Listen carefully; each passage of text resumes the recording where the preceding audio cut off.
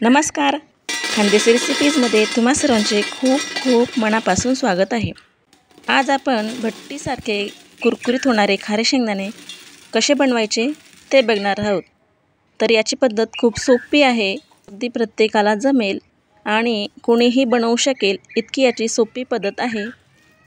तुम्ही जर एकदा ही खारे शेंगदाणे बनवण्याची पद्धत बघितली तर तुम्ही याच प्रकारे नेहमी खारे शेंगदाणे बनवणार. एवढी सोपी पद्धत आहे, अगदी प्रत्येकाला सहज जमेल आणि हे खारे शेंगदाणे खूप छान कुरकुरीत होतात. अगदी मार्केटमध्ये मिळतात तसेच होतात.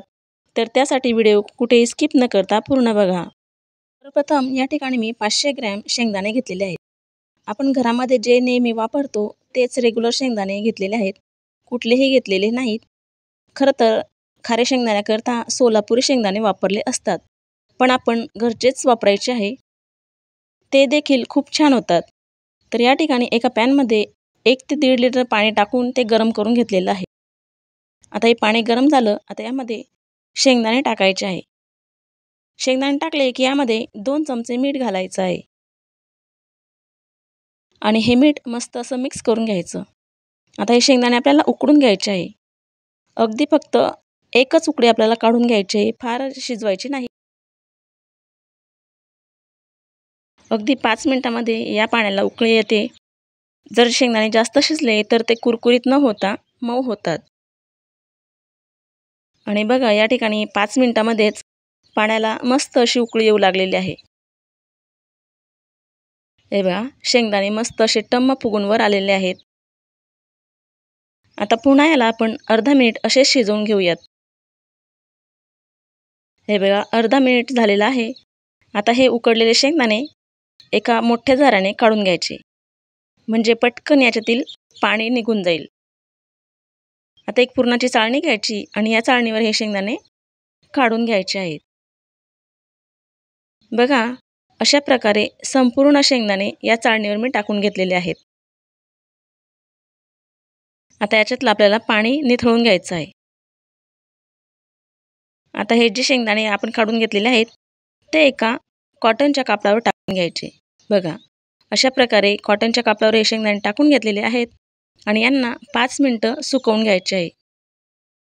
हे लगेचच कोरडे होतात. फॅन खालीच यांना सुकवून घ्यायचे आहे. जास्त पण सुकवायची गरज नाही. अगदी 5 मिनिटं फक्त हाताला पाणी लागणार नाही इतपतच यांना सुकवून घ्यायचं आहे. बघा अजिबात हाताला पाणी चिटकत नाही. आता हे सगळे शेंगदाणे काढून घ्यायचे आहेत आणि एका भांड्यामध्ये टाकून घ्यायचे. आता इकडे एक कढई गरम करून घेतलेली आहे आणि या कढईमध्ये आता 2 वाट्या मीठ घालायचं आहे. आपण जे घरामध्ये मीठ वापरतो तेच मीठ मी या ठिकाणी घेतलेलं आहे. जर तुमच्याकडे जाड मीठ असेल खडाई तर ते देखील तुम्ही घेतलं तरी चालतं. तर हे जे मीठ आहे हे मस्त असं गरम करून घ्यायचं. मीठ खूपच जास्त पण कडक नको, नाहीतर शेंगदाणे कुरकुरीत होण्याऐवजी ते करपले जातात.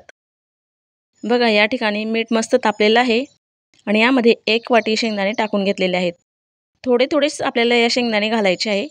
जर जास्त घातले तर शेंगदाणे चांगल्या प्रकारे भाजले जात नाही.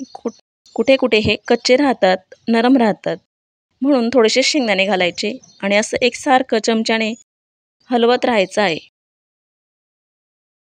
अगदी बघता बघताच हे शेंगदाणे सहज तयार होतात. आता सर्वप्रथम हे शेंगदाणे थोडेसे ओलसर असल्यामुळे यांना मीठ लागतं. पण जसे जसे आपण हे शेंगदाणे हलवत राहतो, भाजत राहतो तर याच्यातलं मीठ निघून जातं. तर अशा प्रकारे हे शेंगदाणे मस्त भाजून घ्यायचे आणि बघा खूप छान असे शेंगदाणे भाजले गेले आहेत.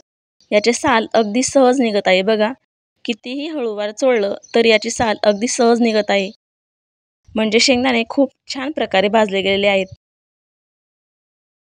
आता हे शेंगदाणे या मिठातून आपल्याला काढून घ्यायचे आहे. एक मोठा झारा घ्यायचा आणि त्याच्यावर हे शेंगदाणे टाकून घ्यायचे, म्हणजे मीठ याच्यातलं पूर्ण निघून जातं आणि दाणे वरती राहतात. बघा अजिबात यामध्ये मीठ राहत नाही. आणि उरलेले जे शेंगदाणे आहेत ते देखील याच प्रकारे मस्त असे भाजून घ्यायचे आहेत.